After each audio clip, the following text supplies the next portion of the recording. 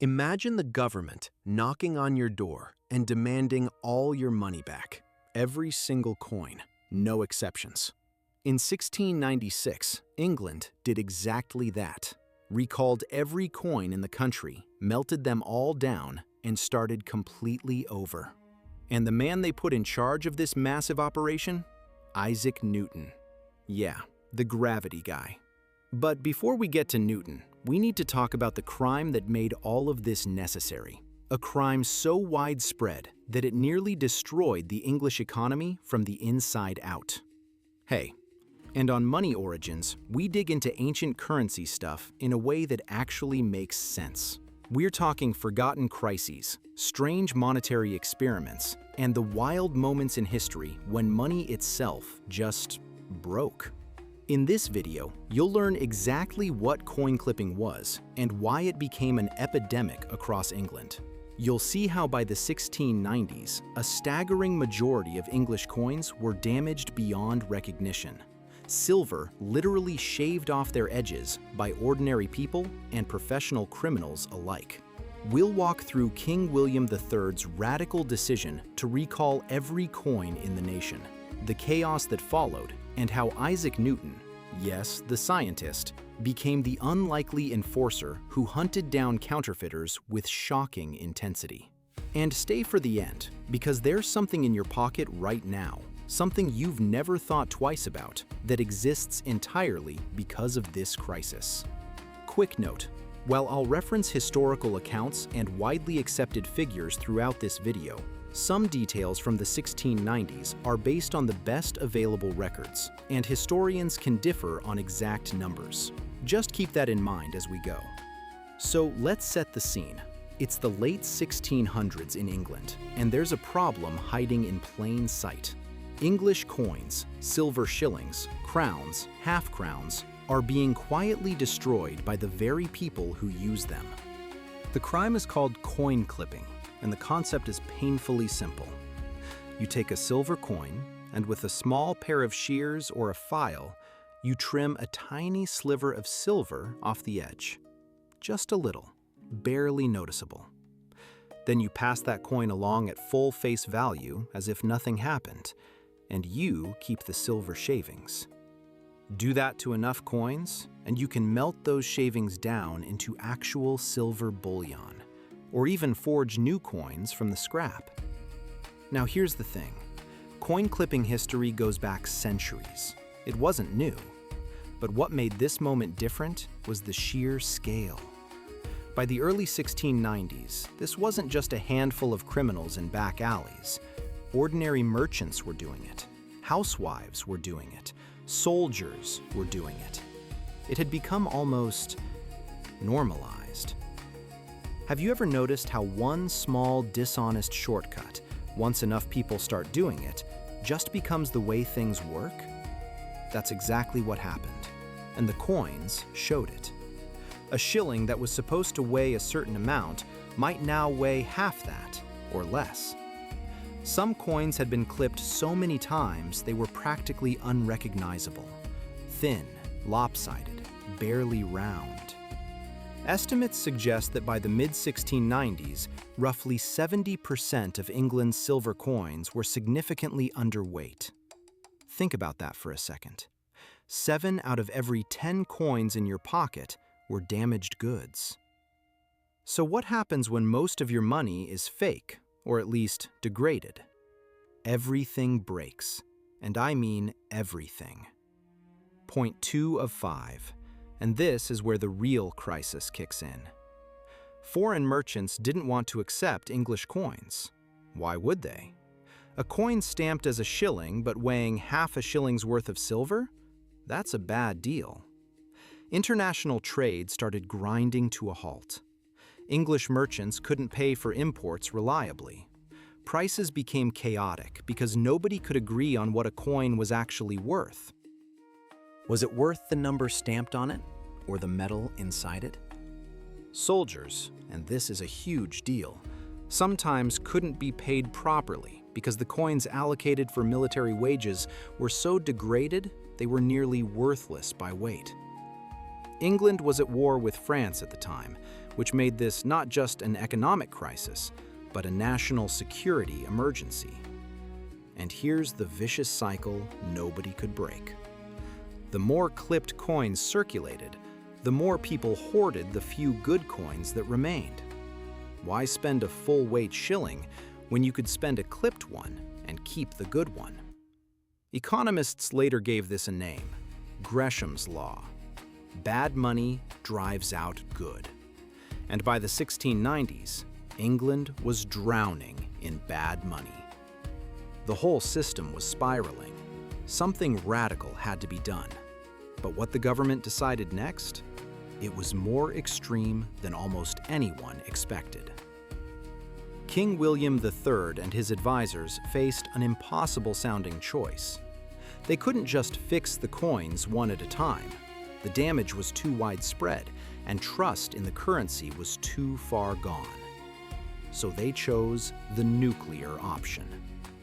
In 1696, the Crown ordered a total coin recall, what we now call the Great Recoinage. Every silver coin in England had to be turned in. Every last one. This was an England currency reset on a scale nobody had ever attempted before. Citizens were instructed to bring their coins, clipped, degraded, or otherwise, to designated collection points. The coins would be melted down, and brand new coins would be minted with the correct silver weight. Simple in theory, absolutely chaotic in practice. Because think about the logistics. You're telling an entire nation to hand over its money. What do people use in the meantime? How do you keep markets running, wages flowing, rents paid? The answer is, you kind of don't. There was a period of genuine economic pain. People couldn't buy food. Businesses couldn't operate. Riots broke out in some areas. The Great Recoinage of 1696 was necessary, but it came with a brutal transition period that hit ordinary people hardest. And here's a detail that matters. When the government accepted the old clipped coins, they accepted them at face value, not by weight. That meant the Crown absorbed the loss on all that missing silver. The cost was enormous. But the alternative, letting the currency continue to disintegrate, was worse. In a minute, I'll tell you about the secret weapon they built into the new coins to make sure this crisis could never happen again. But first, let's talk about the most unexpected character in this entire story. Point 4 of 5. And honestly, this might be the most fascinating part. When you hear the name Isaac Newton, you think calculus, you think gravity, you think of one of the greatest scientific minds in human history. What you probably don't think is law enforcement. But that's exactly what happened. In 1696, Newton was appointed Warden of the Royal Mint. Now, this was supposed to be a comfortable, mostly ceremonial position, a nice paycheck for a famous intellectual, a retirement gig almost. But Newton didn't treat it that way, not even close. He dove into the job with the same obsessive intensity he brought to physics and mathematics. Newton took the role of Master of the Mint, and he transformed it. He personally oversaw the recoinage operation, the massive logistical effort of collecting, melting, and restriking millions of coins. He optimized production at the mint. He set up branch mints across England to speed up the process. But here's where it gets really intense. Newton also took on the job of hunting down counterfeiters and coin clippers, and he was terrifyingly good at it. He went undercover in taverns and back-alley markets. He built networks of informants. He conducted interrogations.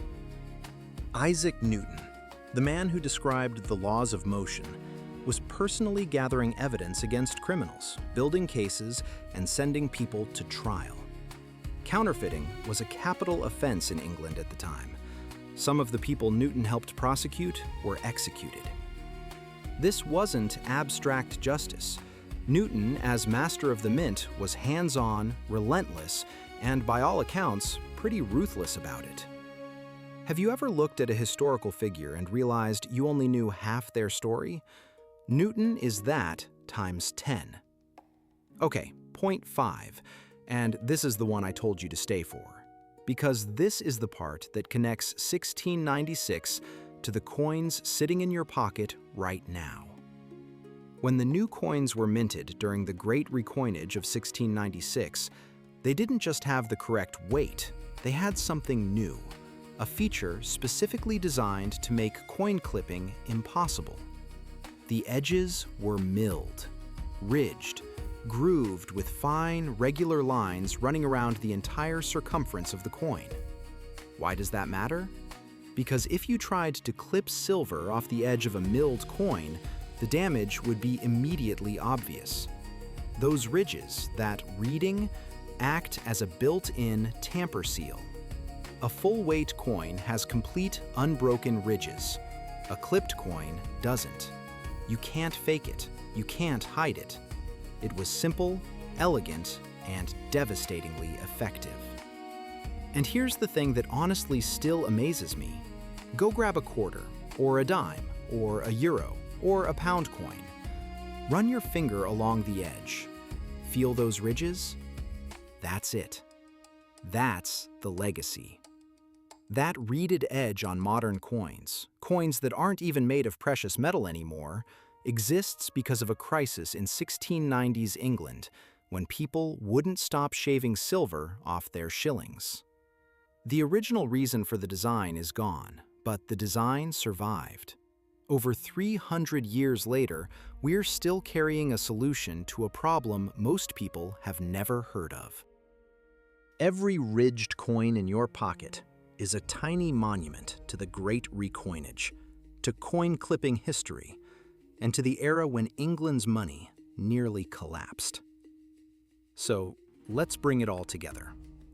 By the 1690s, coin clipping had destroyed the integrity of England's currency. A huge majority of coins were underweight, trust was shattered, trade was failing, and the economy was on its knees. King William III ordered the most radical monetary reform in English history. A complete England currency reset, the Great Recoinage of 1696, where every coin was recalled, melted, and reminted. Isaac Newton, the legendary scientist, stepped in as the unexpected enforcer, running the mint, optimizing production, and personally pursuing counterfeiters with a ferocity nobody saw coming. Remember that hook? Imagine the government demanding all your money back. It actually happened. And the solution they engineered, those little ridges on the edge of a coin, solved the problem so perfectly that we still use it today, centuries later, on money that isn't even silver anymore. Coin clipping history shaped the very coins in your pocket. That's the kind of origin story that hides in plain sight. Important reminder, the specific figures and accounts I've shared reflect widely documented historical records. But as with any event from over 300 years ago, some details are debated among historians. If this kind of deep dive into forgotten money crises is your thing, do me a favor. Hit subscribe and turn on notifications for Money Origins. Because next up, we're covering something even more extreme: the Weimar hyperinflation, when German money became literally worthless paper in 1923. You do not want to miss that one. I'll see you there.